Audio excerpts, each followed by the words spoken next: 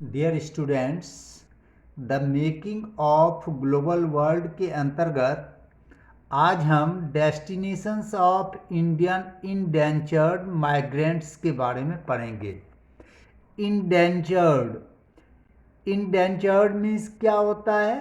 Bonded, यानी जो bonded labour. Indentured labour means bonded labour कि जो वर्किंग करने से पहले ये बॉन्ड लिख देते थे कि किस कंडीशन में कितने पेपर, कितने आवर्स तक और कितने समय के लिए वर्क करेंगे, इससे बंध जाते थे।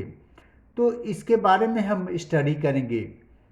The main destinations of Indian indentured migrants were the Caribbean islands, mainly Trinidad, Guyana, and Suriname, Mauritius, and Fiji, besides other places near home. अब जो बॉन्डेड लेबर्स इंडियंस थे, ये मुख्यतः कैरिबियन आइलैंड में, वह कहाँ कहाँ पर? ट्रिनिडाद, गुयाना, उसके बाद सूरीनाम, मॉरिटियस एंड फिजी, इस सभी स्थानों में जाते थे। अब जो साउथ इंडिया से तमिल माइग्रेंट्स थे, उन्हें सिलोन और मलाया भेजा जाता था, और कुछ एक ऐसे भी वर्कर्स थे जिन्हें असम के टी प्लांटेशन में वर्क पर रखा जाता था। उस बॉन्ड में क्लियर रहता था कि वे एक बार बॉन्ड भरने के बाद वे अपने कंट्री में या फॉरेन कंट्री में भी भेजे जा सकते थे, और उस बॉन्ड भरने के बाद जो वर्कर्स थे उसे वह फुलफिल करना पड़ता था। अब the conditions of the indentured labourer, जो इंडेंचर्ड बॉन्डेड लेबरर्स होते थे, उसका कंडीशन क्या होता था कि वर्क के समय जो है उसकी स्थिति कैसी होती थी, इसके बारे में पढ़ेंगे। Recruitment of these labourers was done by agents engaged by the employers and paid a small commission. Agents recruit indentured laborers by promising them better living conditions, more money, and other benefits. However, when they arrived at the plantation, laborers found conditions different from what they had imagined.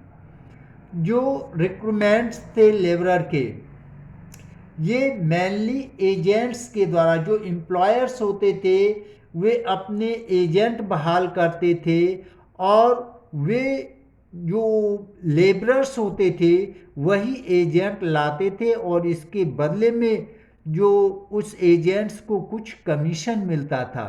ये agents labourer को सुहाने सपने दिखाते थे, promise करते थे कि उनका बेटर लिविंग कंडीशन होगा, अधिक मनी मिलेंगे और अदर बेनिफिट्स मिलेंगे। लेकिन जब वे बॉन्ड लेबर जो है बॉन्ड भर देते थे लेबरर, और जब वे प्लांटेशन के लिए जाते थे तो वहाँ पर कंडीशन जो लेबरर की जो सोच होती थी उससे बिल्कुल डिफरेंट होता था, यानी उन्हें काफ़ी हार्श कंडीशन में वर्क करना पड़ता था। Changes in cultural scene in 19th century.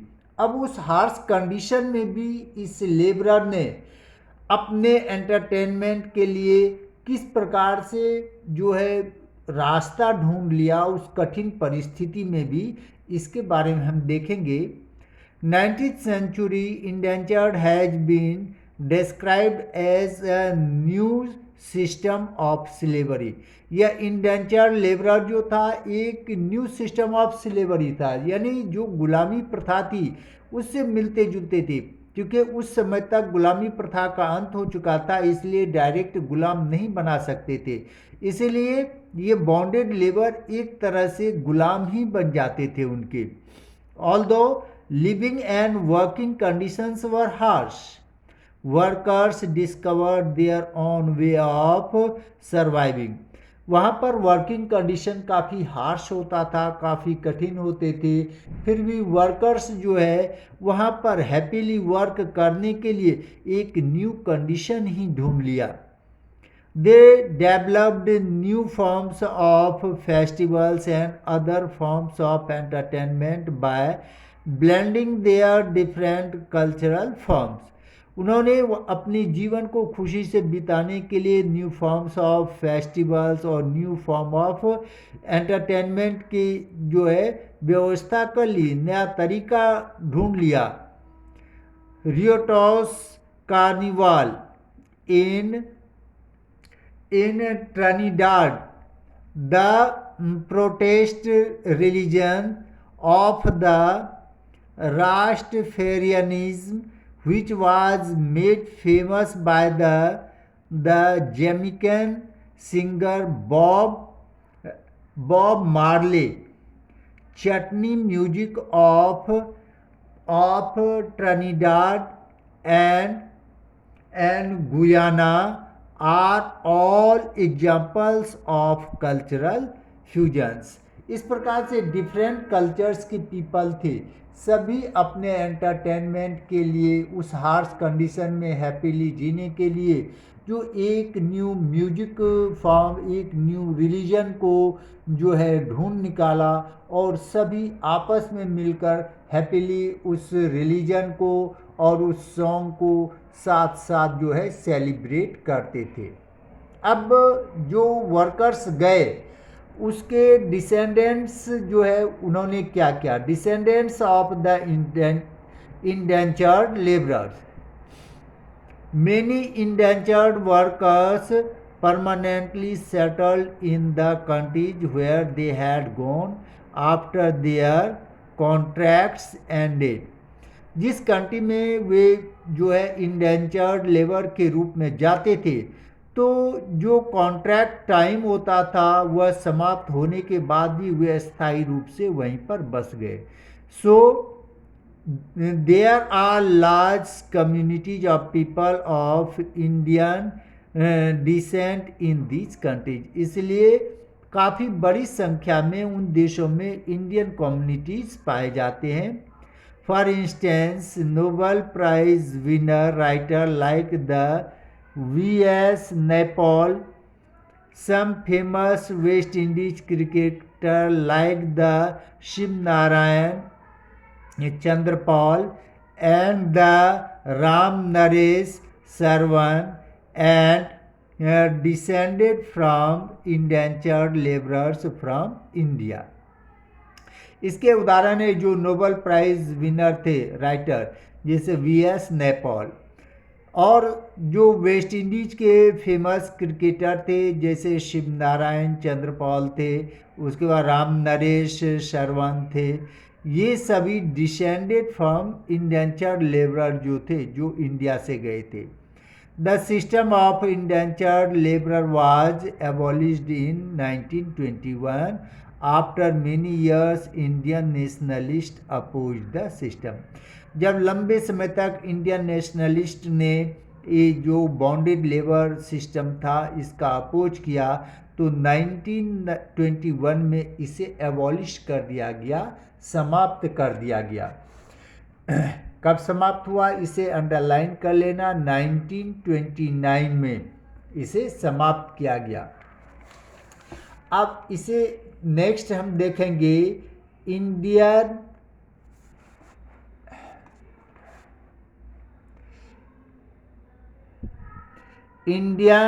Entrepreneurs abroad.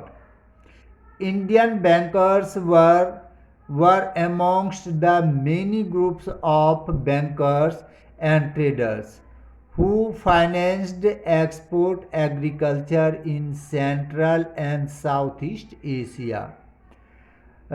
Shikaripuri,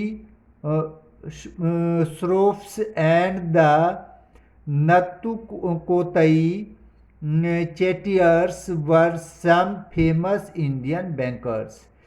Indian traders and moneylenders also followed European colonies into Africa. They usually sold local and um, imported curios, rare objects to tourists. अब है कि India भी interpreters बन गए, वे भी अब bankers, traders और financial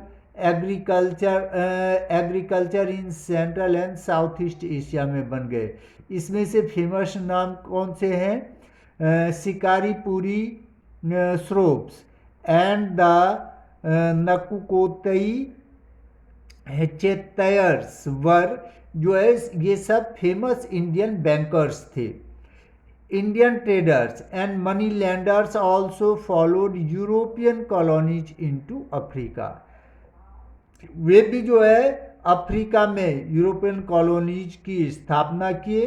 they usually sold local and imported curios rare objects to tourist. वे टूरिस्ट के पास जो रेयर ऑब्जेक्ट्स होते थे उसे बेचा करते थे।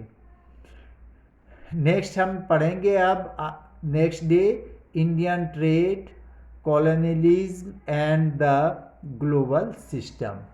ओके।